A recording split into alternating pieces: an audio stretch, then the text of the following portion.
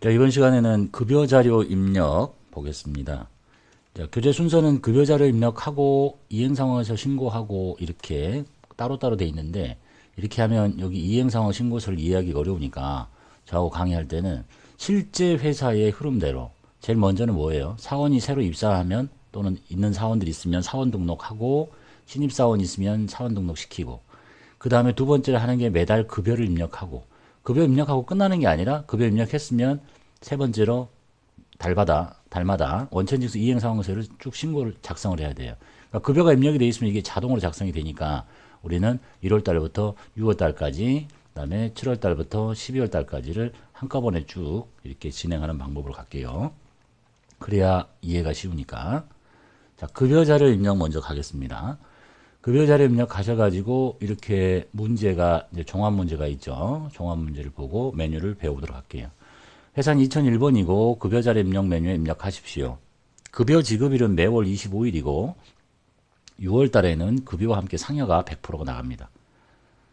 자, 첫 번째가 이제 급여 자료가 나왔으니까 이 급여 중에 제일 중요한 것은 과세되는 것과 비과세되는 걸 찾는데, 비과세되는 걸 잘 찾으시면 된다는 얘기죠. 자, 기본급 과세, 직책수당 과세, 월차 수당 과세. 자, 식대는 비과세일지 과세일지를 지문을 보고 판단해야 돼요. 이런 시간 배우셨죠?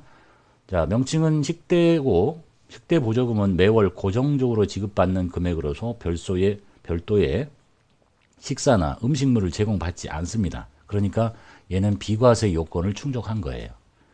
그 다음에 자가운전 보조금 명칭을 보고, 자가운전 보조금은 본인 소유 차량, 직원차, 직접 운전하고 업무에 이용하고 매월 고정비로 지급받고 별도의 돈을 받지 않습니다. 그러니까 얘도 비과세라는 얘기예요. 그 다음에 야간 근로수당은 여기서 과세 비과세를 선택하는 게 아니라 프로그램상 야간 근로 비과세는 무조건 다 비과세로 선택을 합니다. 그러면 이제 이게 과세되는 걸 어떻게 선택하느냐?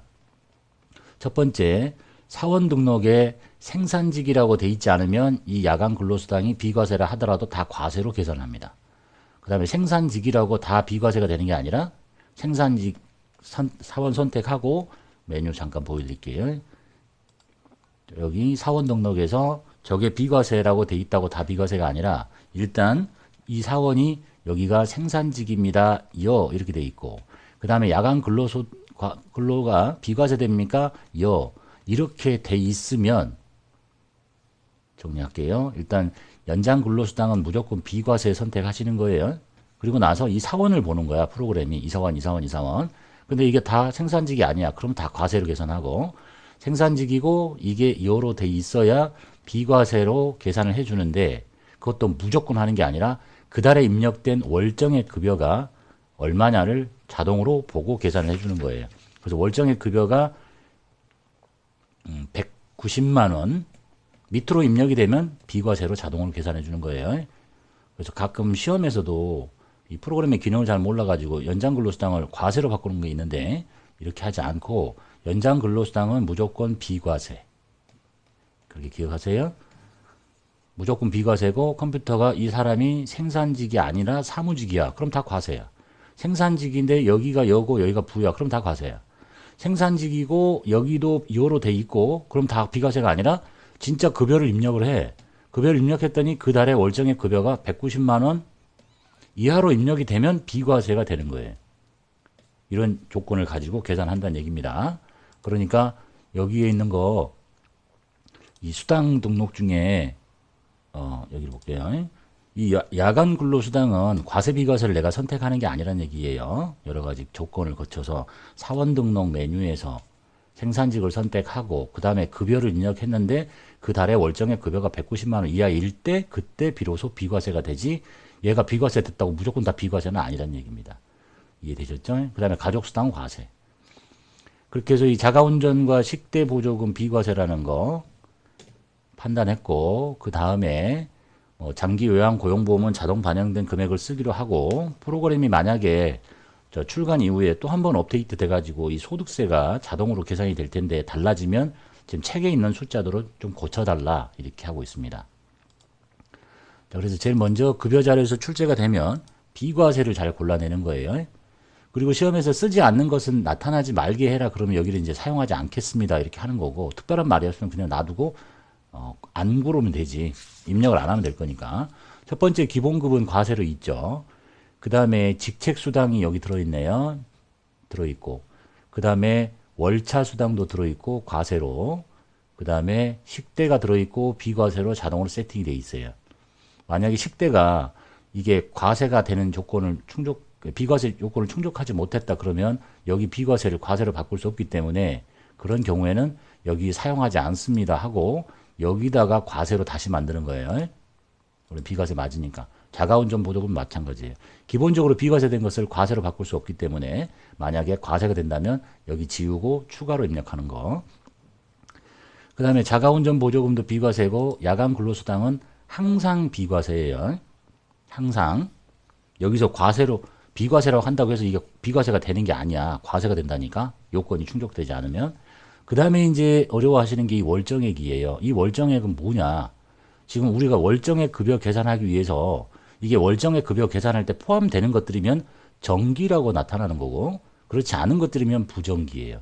그래서 이런 시간에 설명드렸듯이 월정액 급여 계산할 때는 월 정액이잖아. 매번 받는 거 그냥 급여 이런 것들 계속 받는 거잖아. 식대 이런 거. 그런데 빼는 게 하나 있잖아. 부정기적인 거 빼기로 했고 실비변상적인 거 빼기로 했어요. 그래서 이 자가운전 보조금이 실비변상적인 급여야. 그러니까 월정액 급여 계산할 때 계산하지 못하도록 부정기가 되는 거고 식대는 포함되는 거예요. 그 다음에 이 실비변상적인 것 중에서 뭐 하나 기억하시라 그랬냐면 자가운전 보조금하고 일숙직비 정도까지만. 그리고 부정기적인 것 대표 중에 상여잖아. 그래서 프로그램에 기본적으로 이 상여가 부정기로 되어 있는 거예요. 이해하셨죠? 가장 여러분이 어려워하는 거예요. 일단 출제가 된 문제들을 풀어보면 이제 아시겠지만 이 식대, 자가운전 보조금, 뭐 육아수당은 비과세 요건을 충족했느냐를 잘 따져보고 요건 따져서 충족이 됐으면 비과세, 충족이 안 되더라 그러면 이 비과세를 과세로 바꿀 수 없으니까 여기서 사용을 하지 않는으로 바꾸고 여기다가 과세로 다시 입력하면 돼요. 그리고 야간 근로수당은 항상 비과세예요. 이거 건드리는 거 아니야. 정전에 출제됐던 문제 중에 프로그램을 잘 모르는 출제위원이 이걸 과세 이렇게 한 적이 있었는데 그건 아주 멍청한 사람이에요. 프로그램 잘 몰라서 그래요. 그 다음에 두 번째 중요한 건 월정액. 월정액 급여를 컴퓨터가 자동으로 계산해 줄 거니까 이게 월정액 급여 계산하는데 포함되는 것들이냐 안 되는 부정기적인 급여 즉 상여는 부정기라고 하고 그 다음에 여기요. 실비변상적인 급여인 자가운전 보조금, 그 다음에 혹시 나오는 일숙직비, 여기까지. 그 다음에 최근에 출제된 형태를 보면 뭐 명절에 명절수당을 주더라. 명절수당은 달달이 계속 주는 게 아니잖아. 그죠? 그러니까 얘도 부정기라는 얘기입니다. 자, 그래서 추가로 입력해야 될 수당 중에 가족수당이 없는데 여기 만들어져 있으니까 여기다가 과세 이렇게 하고 여기다가 가족수당 이렇게 하시면 돼요. 그리고 급여고 가족수당도 정기적으로 주는 거잖아요. 그 월정액 급여에 포함이 돼야 돼. 그 다음에 이제 만약에 비과세 되는 것이 어떤 것이 하나가 생겼다 그러면 이렇게 2번 누르고 그 비과세 중에 대표적인 게 뭐 육아수당 이런 게 나올 수 있거든요. 육아수당하고 이름 치고 여기는 이제 출력될 명칭이니까 여기 수당에 있는 명칭대로 쓰시면 되는 거고 여기서는 F2키 눌러서 얘가 이제 비과세가 금액별로 다 다르기 때문에 컴퓨터가 자동으로 계산하려면 식대는 10만 원까지가 비과세인 거죠. 자가운전 보조금은 20만 원까지가 비과세인 거고 야간 근로수당은 1년에 240이 될 때까지 비과세인 거고 이걸 유형을 선택해 줘야 되는 거야. 그래야 컴퓨터가 자동으로 계산하는 거겠죠. 그래서 F2키 누르고 여기다가 육아수당 이렇게 선택하면 얘도 월 10만 원씩 이렇게 입력해 준다는 얘기예요. 그 얘도 정기적으로 받는 거잖아요. 월정액 급여 계산할 때 집어넣습니다. 이제 아닌 것들은 이렇게 삭제하시면 되겠네요. 자, 그래서 추가적으로 입력할 가족수당을 하나 넣고요. 삭제할게요. 없고. 그 다음에 공제할 항목은 또 뭐가 있는가? 국민연금, 건강보험, 그리고 상조회비 있네요. 여기 국민연금, 건강보험, 장기요양, 고용 다 있는데 상조회비 없으니까 상조회비라고 입력하고 F2키 눌러서 특별한 거 없으니까 그냥 기타 쓰시면 돼요. 이렇게. 자, 확인하고 급여 자료 넣기 전에 먼저 수당 공제를 먼저 하시는 거예요. 자, 그리고 나서 이제 급여 내용을 보니까 매달 25일에 급여가 나간다고 그랬죠. 날짜는 1월 엔터 25일 이렇게 하면 사원 등록에 입력된 사원들이 나타납니다. 그리고 여기 수당 등록에 있었던 수당, 공제 등록에 있었던 공제 항목 중에 상조회비 하나 생겼죠. 나머지 기본값들 다 들어있고. 그래서 제일 첫 번째 안정환이라는 사람의 기본급부터 입력을 할게요. 자, 이제 기본급을 입력하기 시작하면 소득세가 프로그램상에 내장이 되어 있는 간이세액 적용표가 내장이 되어 있기 때문에 자동으로 소득세가 또는 고용보험 등이 계산이 돼요. 국민연금 이런 것들도 계산을 하게 만들 수 있는데 그걸 안 뜨게 하는 이유는, 안 뜬 이유는 여기서 이런 걸 선택을 안 했기 때문에 그런 거예요. 이런 거 만약에 이 사람 여기 300만 원이다 이렇게 하면 여기 숫자가 이렇게 뜨거든요. 그럼 그 숫자만큼 자동으로 찍어주는 거예요. 자격시험에서는 다루지 않으니까 현실에서 사용하시면 되겠네요. 그럼 됐죠? 소득세 나오기 시작하죠. 상해는 없으니까 건너뛰고 직책수당 30만 원. 이제 과세되는 소득이기 때문에 계속 소득세가 올라가잖아요. 월차수당 볼게요. 월차수당 5만 원. 얘도 소득세 올라가고 식대가 비과세잖아요. 그러니까 8만 원 이렇게 넣으면 소득세가 안 올라가. 왜냐하면 10만 원까지 비과세니까. 근데 10만 원 치면 소득이 안 올라가지만 20만 원이라고 돼 있으면 이제 20만 원은 10만 원까지만 비과세니까 넘치는 10만 원만큼은 세금이 나와야 되겠죠. 이렇게. 그러니까 자동 계산한다는 얘기예요. 얘가. 그래서 식대가 20만 원이라고 해서 10만 원만 치는 게 아니라 그냥 다 치면 돼. 그럼 지가 알아서 10만 원까지는 비과세, 넘치는 건 과세. 자가운전 보조금도 마찬가지예요. 20만 원을 치면 얘까지는 세금이 안 올라갈 거예요. 소득세가.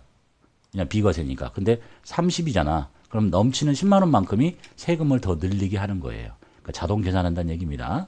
그 다음에 우리 분명히 여기 수당공제에서 야간 근로수당이 비과세로 돼 있죠.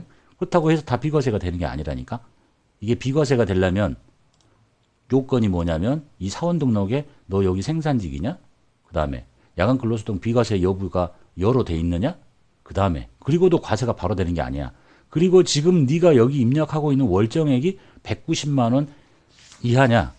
근데 이 사람 벌써 월정액 급여가 300이나 되잖아. 이것만 봐도. 그러면 이 앞에 두 가지 조건이 다 충족됐다 하더라도 생산직이고 비과세 요건 충족됐다 하더라도 집어넣으면 다 과세인 거야. 왜냐하면 월정액 급여를 계산할 거니까. 이 월정액 급여를 컴퓨터가 계산하는 게 너 정기, 부정기, 정기, 부정기 이거 세 개를 다, 네 개를 다 더하는 거예요. 일단 월정액이 190을 넘쳤잖아. 그죠? 그래서 그렇게 야간 근로수당은 과세를 시킨다는 얘기입니다. 명칭은 비과세로 돼 있다 하더라도. 그래서 야간 근로수당을 쳐볼게요. 야간 근로수당이 20만 원이죠. 비과세라고 돼 있는데 소득세 올라간다니까. 왜냐면 생산직이 아니니까. 가족수당 과세니까 과세 치면 이렇게 나오겠죠. 그 다음에 국민연금 등은 계산하기 쉽게 숫자를 5만, 5만, 3만 이렇게 치라고 돼 있네요. 그럼 여기다가 5만 엔터, 5만 엔터. 장기요양은 자동으로 지켰죠. 자동 지킨 거 확인하시고 고용보험 자동으로 지켰고 그 다음에 상조회비 3만. 그래서 소득세가 22,260원. 여기 지금 한 칸 내려가는 이유는 여기 지금 백지가 하나 있어서 그런 거예요. 삭제했는데 삭제할게요. 닫고 이제 안 내려가죠. 자, 이렇게 되셨죠?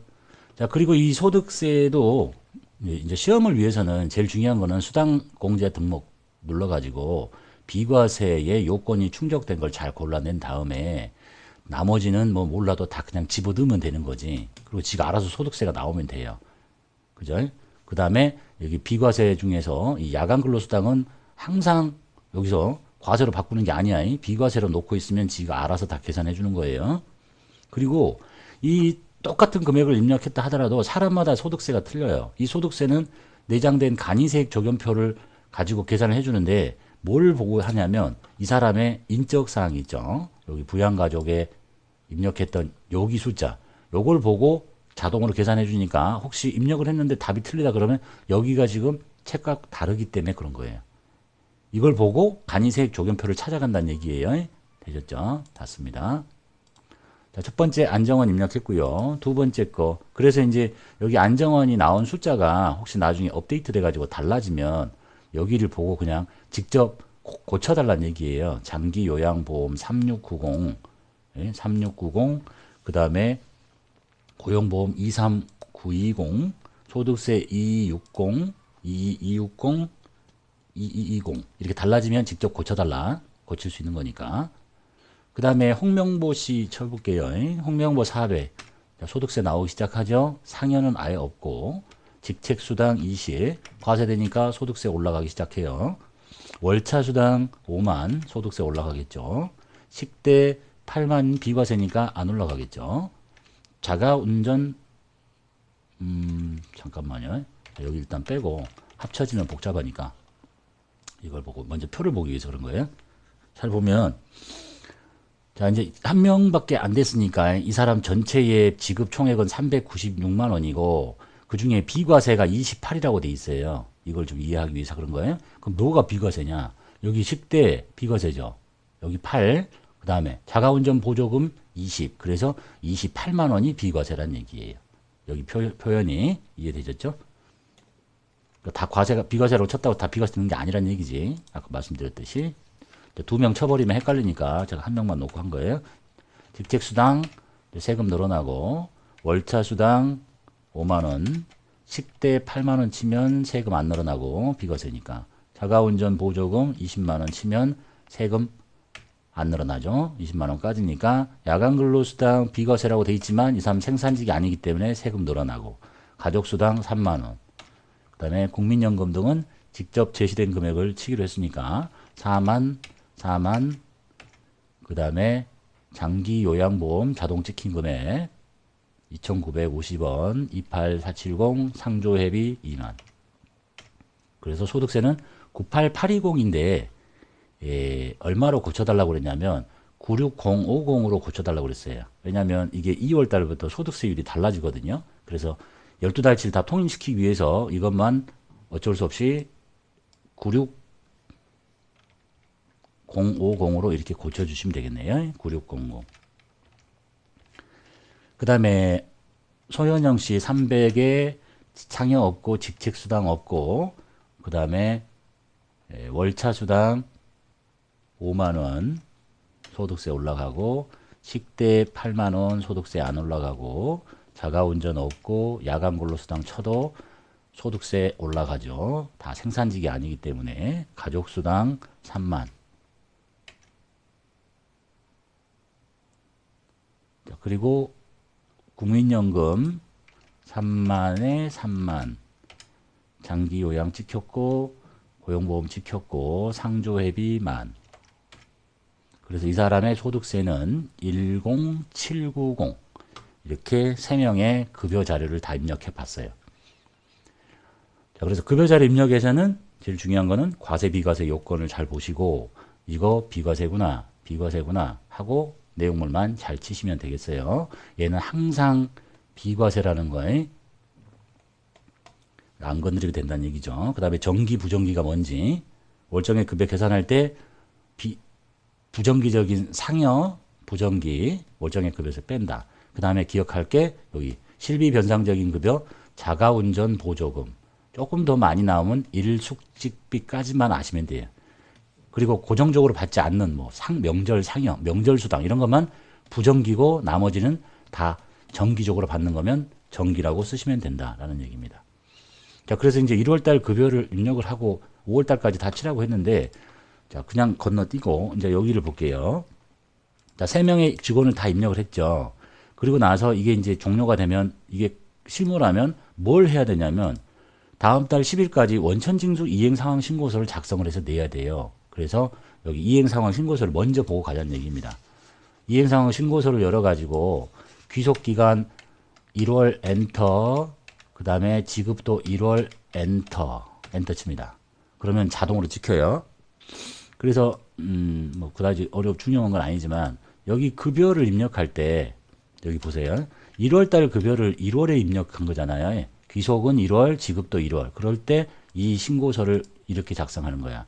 귀속기간은 1월달 거, 지급은 1월에. 근데 만약에 여기에 지금 자동으로 불러오는 거죠. 이런 회사가 있을 수 있지. 1월 급여를 언제 주냐면 2월 10일 이렇게 줄 수도 있잖아.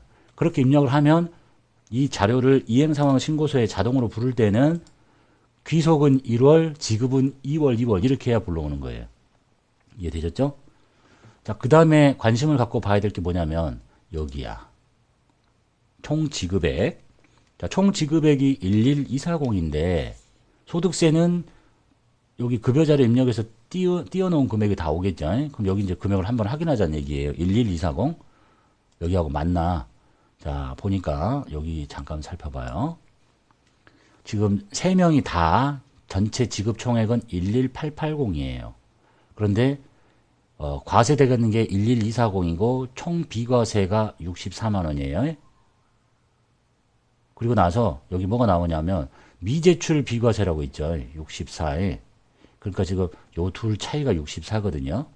그러니까 내가 전체 지급한 거는 11880인데 왜 이행상황 신고서에는 11240만 나오냐 이런 얘기잖아요. 지금 그 차이가 64만 원인데 뭐라고 돼 있냐면 미제출 비과세라고 돼 있단 말이에요. 그래서 여기에 봐보면 11240밖에 안 오는 거야.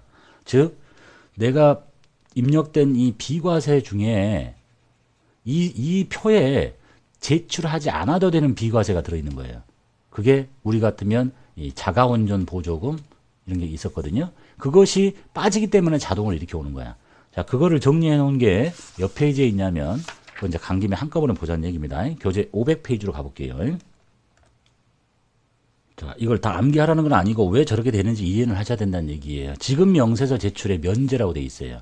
만약에 이게 지금 다 비과세 되는 것들인데 비과세 되는 것이 급여에 있다 하더라도 이거는 이행상황 신고서에 보고하지 말라 하고 했던 것 중에 지금 우리가 봤던 식사, 자가운전 보조금, 일숙직비. 그러니까 지금 직원 3명의 식사대와 10만 원 이하의 식사대와 20만 원 이하의 자가운전 보조금의 합계가 64만 원인 거야. 그래서 그것이 제출 면제의 금액이기 때문에 그것을 뺀 나머지 금액만 왔던 거예요. 이해하셨죠? 지금 요 내용물이 너의 급여 전체 중에 미제출 비과세라는 금액이 여기 식대와 자가운전 보조금 3명 다 합친 거 그게 64거든요. 그것을 빠진 이 숫자가 이행상황 신고서를 작성하는 방법이다 이런 얘기예요. 이행상황 신고서를 수동으로 작성하라는 거는 거의 없는데 만약에 진짜 어렵게 나와가지고 직원 3명의 전체 금액이 1200만 원인데 그럼 이제 1200을 치면 되겠지. 3명에. 이거 손으로 직접 입력할 수도 있는 거예요. 근데 이 속에 비과세가 들어있는데 식대와 자가운전 보조금의 합계가 80만 원이다. 그러면 여기다가 1200을 다 치면 안 되는 거지. 1120만 원 이렇게 쳐야 된다는 얘기예요. 이해되셨죠? 왜냐하면 여기 서식에 제출하지 않아야 되는 면제되는 내용물들이 식사대와 자가운전 보조금과 일숙직비가 있기 때문에 그렇다는 얘기입니다. 이렇게까지 나온 적은 없으니까 하여간 알고는 있어야 돼요. 왜 이 숫자가 다른가. 이해되셨죠? 그래서 이제 소득세 걷어놓는 거 그대로 내시면 돼. 여기 나와 있는 소득세의 전체 3명의 전체 합계는 이쪽으로 좀 더 내려가야 되겠다. 자, 소득세가 12만 9,100원을 내면 되는 거예요. 여기 떠 있는 거잖아. 12만 9,100원.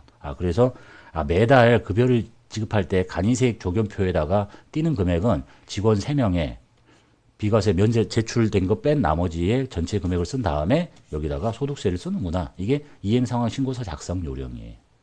되셨죠? 12만 9천 원 정도 되네요. 그리고 닫고 저장하시면서 출력해서 세무서에 신고하시면 돼요. 저장해 볼게요. 이해 되셨죠? 자, 그 다음에 이제 2월 달이 돼요. 그럼 2월 달에 가서 똑같이 입력을 하면 되지. 근데 상황을 좀 바꿔서 더 이해를 돕기 위해서 2월 달에 교재하고 좀 다르게 신입사원이 한 명 입사했다 칩시다. 왜냐하면 중도퇴사자 연말정산을 잠깐 설명하려고 그래요. 자, 2월 달에 그냥 그대로 막 치면 되잖아. 똑같으면. 근데 2월 달에 신입사원이 들어와요. 자, 누가 들어왔다.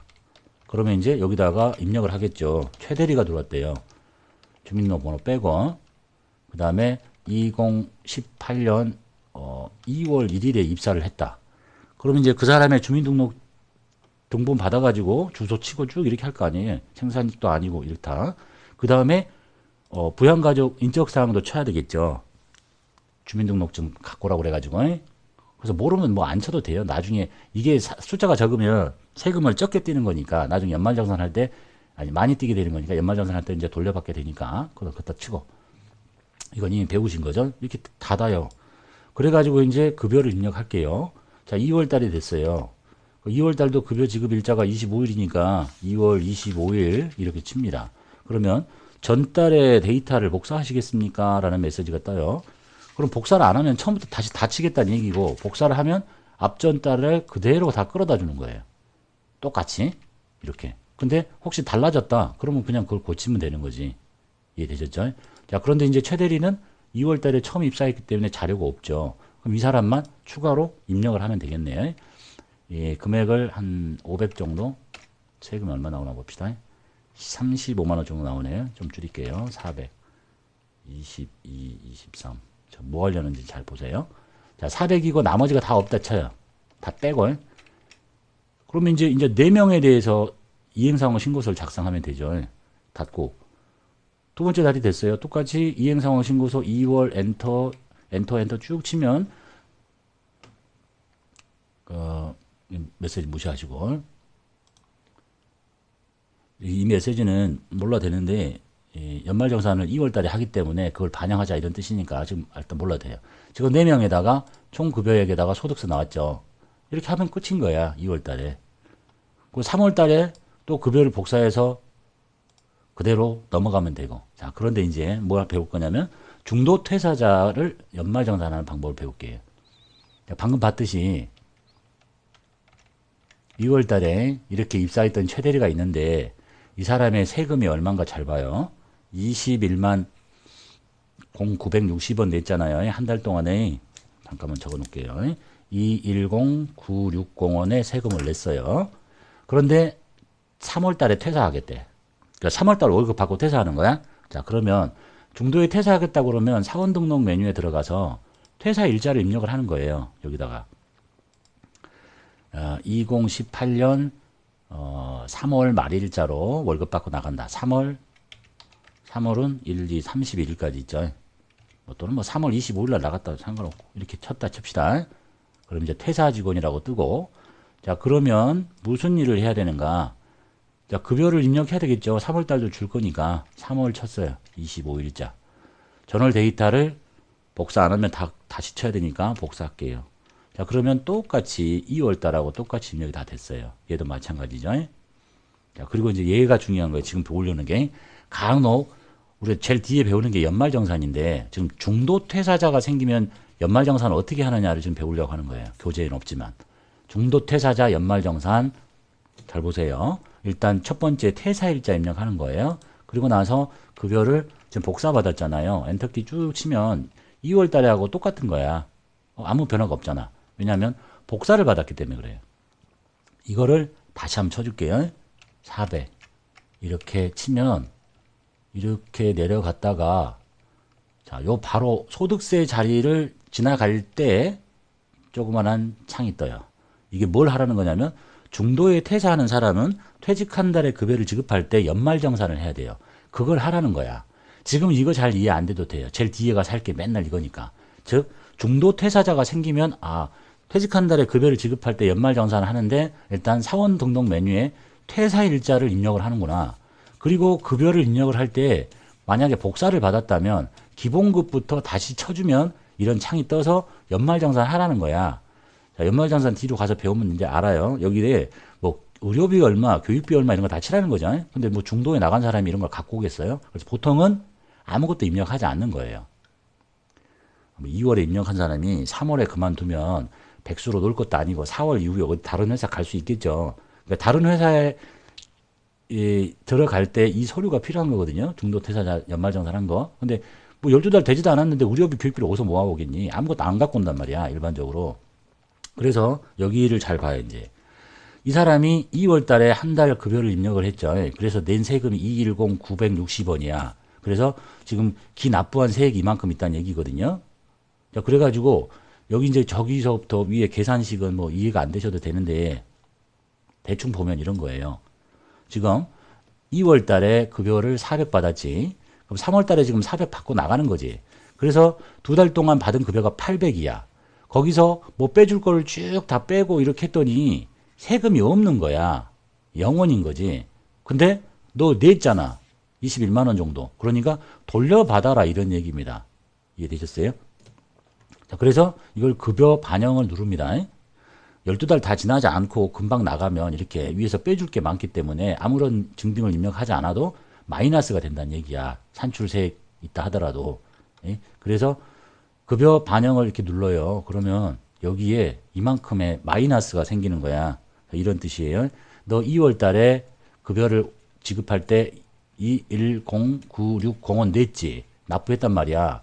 3월 달에 또 내는 게 아니라 내지 말고 2월, 3월 급여를 모두 합쳤더니 800쯤 되는데 쭉 계산 구조를 돌려서 계산을 했더니 0원이야. 그래서 너 이거 돌려받아라 이런 얘기입니다. 돌려받고 나가는 거야. 그러면 이제 회사 입장에서는 이 직원한테 이 돈을 주는 거고, 왜냐하면 회사가 이렇게 내줬잖아요. 내준 거니까 자기 돈이니까 이 사람은 갈 때 이제 세무서에서 받아서 줄 수가 없단 말이야. 그러니까 회사가 이 돈을 추가로 더 주고 내보내. 그러면 이 최 대리는 2월과 3월에 돈을 받았지만 세금을 낸 적은 한 번도 없는 거야. 다 돌려받았으니까. 그러면 이제 회사 입장에서는 이거 직원한테 돌려줬잖아. 나는 나라로 또 받아야지. 근데 받지 말고 너 이것들 있잖아요. 요거. 요 세 명이 내야 될 돈이 있지. 그 내야 될 돈에서 이걸 빼. 그리고 나머지만 내. 이렇게 작성을 하는 거예요. 됐나요? 자, 그래서 이제 봅시다. 닫고. 원천징수 이행상황 신고서를 지금 보자는 거예요. 어디로 가는지 3월 가봐요. 3월 이렇게. 자, 그러면 지금 이런 거예요. 지금 여기가 4명이 있지만 4명이 받은 금액은 1524예요. 근데 이 세금은 3명 거야. 3명이 전부 다 낸 게 129,100원이고 이 네 번째 최대리는 세금을 이 3월 달에는 낸 적이 없어요. 돌려받고 나가는 거야. 그게 여기 찍히는 거야. 그래서 중도퇴사자 연말정산하는 사람이 한 명 있구나. 근데 이 돈은 이 사람이 2월과 3월 동안에 근무하면서 받은 돈이고 이 사람의 세금을 계산했더니 마이너스가 나온 거예요. 그러니까 돌려줘야 되는 거지. 그래서 회사는 이 사람한테 돈을 돌려주고 내보내지만 세무서한테 돈을 바로 받는 게 아니라 너 낼 게 얼만데? 아, 3명 것이 12만 9천 원이고 나라한테 돌려받을 게 이만큼 있으니까 8만 1,000원을 8만 1,860원만큼은 지금 부족하죠. 그러니까 이번 달에는 이 돈이 얼마 안 되니까 돌려받을 게 아니라 이번 달에는 그냥 낼 돈이 하나도 없는 거야. 이해됐어요? 그 다음에 여기를 봐야 돼, 이제. 그러니까 지금 왜 이걸 하냐면 이행상황 신고서 가서 이 칸을 다 설명을 해봤자 이해가 안 되니까. 보세요. 지금 환급이 생긴 거예요, 이제. 왜냐면, 돌려받을 돈이 낼 돈보다 크니까 환급이 생겼어요. 근데 이거를 조정 환급에서 다음 달로 넘기겠다 이런 얘기입니다. 이번 달에 만약에 환급 신청을 해가지고 8만 1,860원을 돌려받을 수도 있는데 보통은 금액이 적기 때문에 그러면 언제서 까는 거야 이제 4월 달에 가서 까는 거지. 그러면 이게 여기 있는 이 금액이요. 다음 달에 보면 이쪽으로 이렇게 오는 거야. 그래서 전월에 못 돌려받은 게 8만 1,860원이 있거든요. 그런데 이제 만약에 4월이 되면 또 12만 9,100원만큼 내야 될 거 아니야. 그러니까 낼 건 있는데 이만큼 아직 돌려받은 거 있으니까 여기서 이거 뺀 나머지만 추가로 납부하고 이 문제가 끝난다는 얘기예요. 그걸 지금 자동으로 보여드리기 위해서 지금 먼저 하고 있는 거예요. 이해되셨죠? 중도퇴사자 연말정산하면 여기 뜨는구나. 그리고 이 표의 내용물을 이해하셔야 돼. 그래서 아직 덜 돌려받은 금액이 8만 1,860원이에요. 이걸 보고 이제 전월 미환급세액이라고 하는 거야. 닫아요. 저장하시고. 어떻게 되나 봐요. 4월달 되면. 이제 4월달이 됐죠. 4월 25일. 이제 퇴사한 사람은 이제 안 나타나는 거야. 퇴사했는데 계속 보이면 안 되지. 전달을 불러와요. 전달을 불러오면 전달하고 똑같아. 이렇게. 그리고 내야 될 세금도 똑같고 12만 9,100원이고. 자, 이때 이행상황 신고서는 어떻게 되냐 보자는 얘기예요. 이게 출제된 문제니까. 닫고 이행상황 신고서를 4월을 열어요. 이렇게 엔터 쭉 닫히고. 자, 보세요. 예, 이번 달에 내야 될 세금은 12만 9,100원인데 자동으로 계산을 해주지는 않네요. 전달에 미환급세액이 얼마 있었어요? 여기 3월달 열어보면 아까 전월 미환급세액이 81860 있었다는 거 알 수 있죠. 그걸 여기다 치는 거야. 그러면 자, 이번 달에 내야 될 세금은 이만큼이지만 전달에 못 받은 게 이만큼 있기 때문에 이번 달에는 47,240원만 내면 끝이다. 그리고 다시 다음 달인 5월달로 2월 될 환급세액은 없다라는 얘기예요. 그래서 이게 출제가 된다는 얘기입니다. 이행상황 신고서 작성하는데 전월에 미환급된 세액이 있습니다. 환급받지 않았습니다. 그러면 그 숫자를 여기다 넣어준다라는 거를 지금 설명드리기 위해서 진행한 겁니다. 자, 그리고 이제 이행상황 신고서는 다 배운 거예요. 매달 급여 지급할 때 나오는 거, 그 다음에 요 숫자 조심하라고 그랬죠. 미제출되는 식대, 자가운전 보조금 빠지고 나온다. 그 다음에 중도퇴사자 생기면 여기다 입력하는구나. 그 다음에 마지막으로 연말정산을 하면 똑같은 방식으로 여기에 나머지 3명 것이 이렇게 표시가 되도록 돼 있어요. 그 다음에 이제 일용근로자는 이행상황 신고서 할 때 일용근로자든 여기다가 사람 쓰고 이렇게 하는 것만 따로 적으시면 되겠네요. 가장 기본적인 틀은 이행상황 신고 다 보신 거예요. 닫고 저장하시고 그 다음에 이제 급여자료 입력 가서 다시 5월달 25일자 전달 그대로 다 복사합니다. 똑같겠죠. 그리고 또 이행상황 신고서 작성하면 되지. 그 다음에 6월달 25일자 전달 그대로 다 복사하는데 6월에 상여가 있다고 그랬거든요. 복사해가지고 상여 자리만 쳐주면 되는 거지. 기본급에 100%의 상여가 나간다고 했으니까 300만 원 이렇게 쳐주면 돼요. 그럼 소득세가 확 늘어나죠. 그래서 이것도 책에 제시된 숫자하고 다르면 좀 고쳐달라. 이건 똑같을 거예요. 그 다음에 업데이트 되지 않은 이상 되면 바꿔주시면 되겠어요. 책하고 똑같아져야 되니까. 그 다음에 617810, 그 다음에 소연영 씨 상여금 300, 79610 됐죠? 자, 이게 1월부터 6월달까지 이렇게 한 거예요. 1월달 급여 입력하고 이행상황 신고서 작성하는 거 무조건 자동으로 가잖아. 자, 2월달에 사람이 새로 입사를 했어요. 그러면 사원 등록하는 거지. 하고 그 다음에 2월달 급여 입력하는 거야. 그리고 이행상황 신고서 자동으로 작성이 돼요. 근데 이제 3월달에 퇴사를 하겠대. 그럼 퇴사 날짜 입력을 해. 그리고 급여 입력해줘요. 3월달 거. 그러면 입력하다가 중도퇴사자 연말정산 창이 뜨잖아요. 그 연말정산 창에다가 뭐 내용 입력할 거 없고 그냥 급여 반영을 눌러요. 그러고 이행상황 신고서를 작성하면 이것도 자동으로 중도퇴사자까지 자동으로 반영이 되더라. 그래서 만약에 돌려받을 게 많아가지고 미환급 세액이 생기면 이제 4월 달에는 또 급여 입력하고 이행상황 신고서 작성할 때 여기 전월 미환급 세액 자리에다가 그 금액을 넣어줘야 된다라는 얘기입니다. 그리고 뭐 상여 있으면 상여 나가면 되는 거고. 이게 1월 달부터 6월 달까지의 급여 자료 입력이었어요. 자, 그 다음 종합 문제 502페이지에 이제 7월부터 12월 급여 입력하는 거 볼게요. 더 이상 배운 내용 다 똑같으니까 쭉 다 복사만 받으시면 되겠네요. 이제 7월 달 가볼게요. 7월 25일자. 전달을 복사 받을 거냐? 복사를 안 받으면 처음부터 다 쳐야 되니까 그냥 예 하시고 예 했더니 상여까지 다 복사되는 거잖아요. 그럼 이제 상여를 지우면 되지. 이렇게 0원 그리고 소득세 똑같나 보시고 22260 여기도 0원 90050 여기도 0원 이렇게 하고 뭐 하면 되겠어요? 이행상황 신고 작성하면 되는 거지. 저장하시고 조회하고 닫고. 자, 근데 이제 문제 끄트머리에 뭐라고 했냐면 방금 배웠지만 7월 급여 입력한 후에 전월 미환급세액이 40만 원 있다는 가정하에서 이행상황 신고 작성하래요. 자, 그러면 7월 달에 원천징수 이행상황 신고서를 열어요. 7 엔터 쭉 치고. 자, 그러면 자동으로 왔죠? 그리고 전월 미환급세액이 있대잖아. 그럼 이거를 여기다 칠하는 거지. 이렇게. 얼마냐면 40만 원. 이렇게. 됐죠? 자, 그러면 이제 이 사람 이런 거지. 올해 이번 달에 내야 될 건이 10만 9천 원인데 이렇게나 많아. 그래서 다음 달에 또 2월 해서 환급 받을 게 20만 7,900원 정도 남아있다라고 보시면 되겠어요. 이게 작성 방법이라는 얘기입니다. 이행상황 신고서 간이세액 중도퇴사 보셨죠?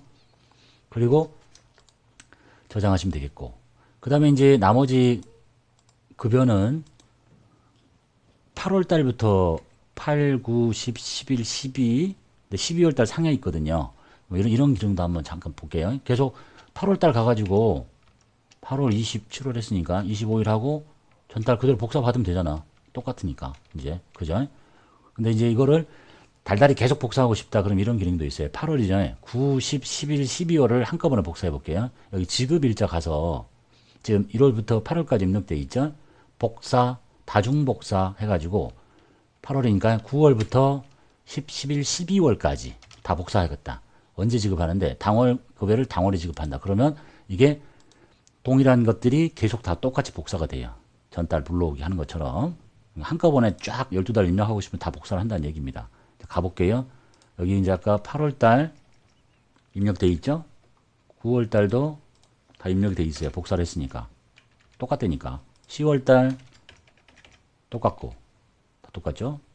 11월달도 입력이 돼 있고 12월달도 입력이 돼 있고. 근데 이제 12월은 기본급에 상여를 내보낸다고 했으니까 상여 100% 여기다가 상여만 이렇게 입력해 주시면 되겠네요.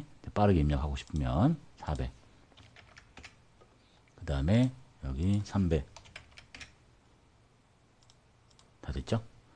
자, 이렇게 해서 실제 흐름대로 제일 먼저 급여 입력하고 이행상황 신고서 작성하고 그 다음에 이제 급여를 1월달부터 6월달까지 상해 한 번 있고 7월달부터 12월달까지 상해 한 번 있고 그래서 12달 다 하고 계속 이행상황 신고서만 작성하면 1월부터 12월달까지 할 수 있는 일은 다 끝났다.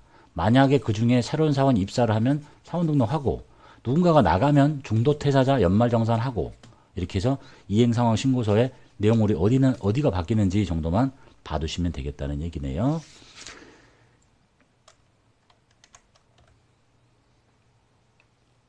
자, 그 다음 이제 마지막으로 이행상황 신고서 중에서 조금 더 어렵게 나오면 배워둬야 될 거 요거 하나만 보시면 되겠습니다. 500페이지에는 일용근로자. 자, 이행상황 신고서는 아까 보셨듯이 당연히 자동으로 급여자료 입력에 대한 자료가 다 그대로 올라오는 거예요. 근데 이거를 이제 이렇게 하지 않고 만약에 수동으로 입력해라. 직원이 3명이고 아까도 설명드렸죠. 뭐 총 급여가 1200인데 그 속에 제출 면제되는 뭐 식대나 자가운전이 있더라. 그러면 그거 뺀 나머지 숫자를 이렇게 친다는 거. 그리고 소득세가 이렇게 나왔다. 요거 기억하시고.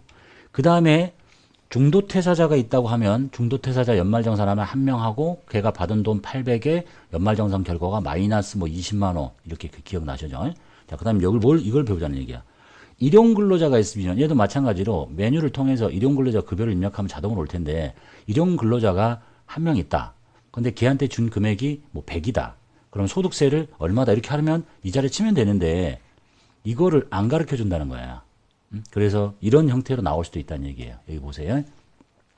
일용근로자의 원천징수세액 산출하는 방법이 1급여액 그리고 하루에 10만 원을 빼요. 여기서 받은 돈에서 이걸 빼가지고 세율 6% 곱해요. 이게 산출세액이야. 산출세액이 나오면 55%의 세액공제를 해준 게 원천징수할 세액이에요. 즉 혹시 어렵게 나오면 이게 출제가 될 수도 있으니까 예를 들면 일용직이 있는데 한 명이다. 15만 원 줬다. 그러면 15만 원 빼기 일당 10만 원을 빼요. 하루에. 그럼 남은 금액의 6%가 세율이야. 3천 원인데 여기에 55%가 근로소득 세액공제야. 그러니까 45%를 곱한 금액이 내야 될 세금이라는 것을 암기하셔가지고 이렇게 출제가 되면 여기 이 자리에다가 일용근로자 한 명 준 돈은 15만 원. 그래서 이 숫자를 자기가 계산하라는 거야. 이렇게. 요것도 좀 더 높은 급수에서 출제된 적이 있어요. 그래서 이거 암기하셔야 돼요. 아주 굉장히 어렵게 나오면 요 계산 구조를 암기해서 그러니까 하루에 10만 원 빼가지고 6% 곱한 다음에 45%를 곱한 게 내야 될 소득세다라는 거.